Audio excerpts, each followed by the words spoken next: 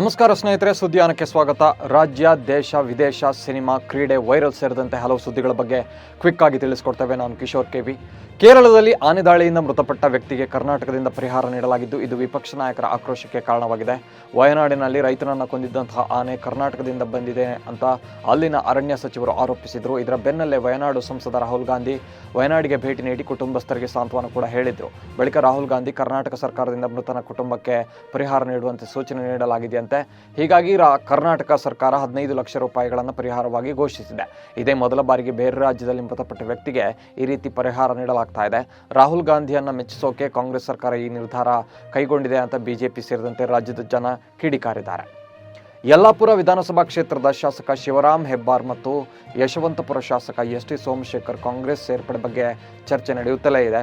ಇದೀಗ ಇಬ್ಬರು ಕೂಡ ಶಾಸಕರು ತಮ್ಮ ಸ್ಥಾನಕ್ಕೆ ರಾಜೀನಾಮೆ ನೀಡೋಕ್ಕೆ ದಿನಾಂಕ ನಿಗದಿಯಾಗಿದೆ.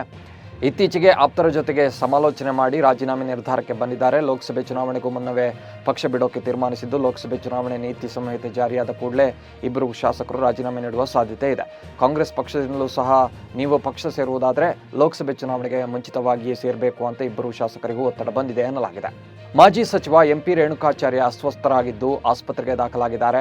ತೀವ್ರ ಜ್ವರದಿಂದ ಬಳಲುತ್ತಿರುವಂತಹ ಹಿನ್ನೆಲೆಯಲ್ಲಿ ದಾವಣಗೆರೆಯ ಖಾಸಗಿ ಆಸ್ಪತ್ರೆಯಲ್ಲಿ ಚಿಕಿತ್ಸೆ ಪಡಿತಾ ಇದ್ದಾರೆ. ಅನಾರೋಗ್ಯದ ಬಗ್ಗೆ ಟ್ವೀಟ್ ಮಾಡಿರುವಂತಹ ಮಾಜಿ ಸಚಿವರು ವೈದ್ಯರ ಸಲಹೆ ಮೇರೆಗೆ ಮೊಬೈಲ್ ಸ್ವಿಚ್ ಆಫ್ ಮಾಡೋದಾಗಿ ಬರೆದುಕೊಂಡಿದ್ದಾರೆ.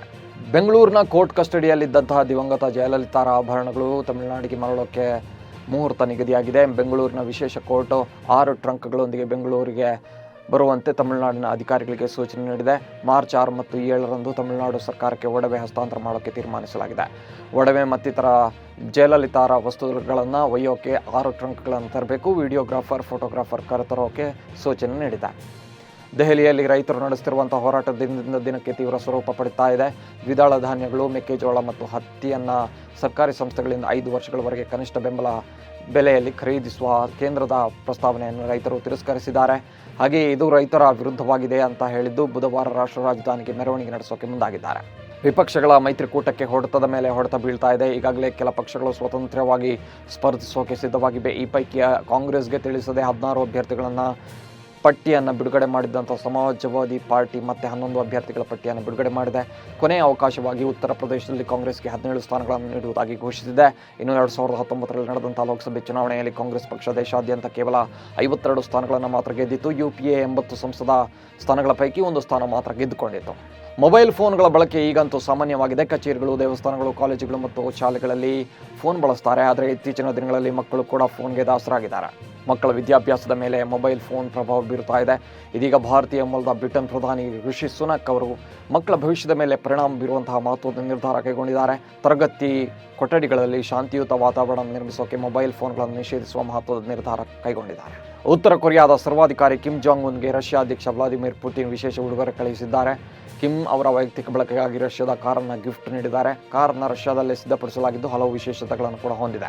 ಈ ಉಡುಗೊರೆಯು ವಿಶ್ವಸಂಸ್ಥೆಯ ನಿಯಮವನ್ನು ಉಲ್ಲಂಘಿಸಿದಂತಾಗುತ್ತೆ ಅಂತ ಹೇಳಲಾಗ್ತಾ ಇದೆ. ವಿಶ್ವಸಂಸ್ಥೆಯು ರಷ್ಯಾ ಮತ್ತು ಉತ್ತರ ಕೊರಿಯಾ ನಡುವಿನ ವಹಿವಾಟುಗಳನ್ನು ನಿಷೇಧಿಸಿದೆ. ಸ್ಯಾಂಡಲ್ವುಡ್ ನಾಯಕ ನಟ ಧ್ರುವ ಸರ್ಜಾ ಸೇರಿದಂತೆ ಮಾರ್ಟಿನ್ ಚಿತ್ರತಂಡ ಕೂದಲೆಳೆ ಅಂತರದಲ್ಲಿ ಪಾರಾಗಿದ್ದಾರೆ. ಮಾರ್ಟಿನ್ ಚಿತ್ರದ ಕ್ಲೈಮ್ಯಾಕ್ಸ್ ಶೂಟಿಂಗ್ಗಾಗಿ ಸೋಮವಾರ ಸಂಜೆ ಸಾಂಗ್ ದೆಹಲಿ ವಿಮಾನ ನಿಲ್ದಾಣದಿಂದ ಶ್ರೀನಗರ ವಿಮಾನ ನಿಲ್ದಾಣಕ್ಕೆ ಇಂಡಿಗೋ ವಿಮಾನದಲ್ಲಿ ತೆರಳುತ್ತಾ ಇತ್ತು. ಈ ಸಂದರ್ಭದಲ್ಲಿ ಹವಾಮಾನ ವೈಪರೀತ್ಯದಿಂದಾಗಿ ವಿಮಾನವನ್ನು ಲ್ಯಾಂಡಿಂಗ್ ಮಾಡೋಕ್ಕೆ ಸಾಧ್ಯವಾಗದೆ ಪೈಲಟ್ ಪರದಾಡಿದ್ದಾರೆ. ವಿಮಾನದ ಸೀಟ್ಗಳು ನಡುಗಿದ್ದು ಪ್ರಯಾಣಿಕರು ಗಾಬರಿಯಾಗಿದ್ದಾರೆ. ಕೊನೆಗೆ ಪೈಲಟ್ನ ಸಮಯ ಪ್ರಜ್ಞೆಯಿಂದ ವಿಮಾನ ಸುರಕ್ಷಿತವಾಗಿ ಲ್ಯಾಂಡ್ ಆಗಿದೆ. ಭಾರತ ಮತ್ತು ಇಂಗ್ಲೆಂಡ್ ನಡುವಿನ 5 ಪಂದ್ಯಗಳ ಟೆಸ್ಟ್ ಸರಣಿಯ 3 ಮ್ಯಾಚ್ಗಳು ಮುಗಿದಿವೆ. ಇದೀಗ ಉಭಯ ತಂಡಗಳು 4ನೇ ಪಂದ್ಯಕ್ಕಾಗಿ ಸಜ್ಜಾಗ್ತಾ ಇವೆ.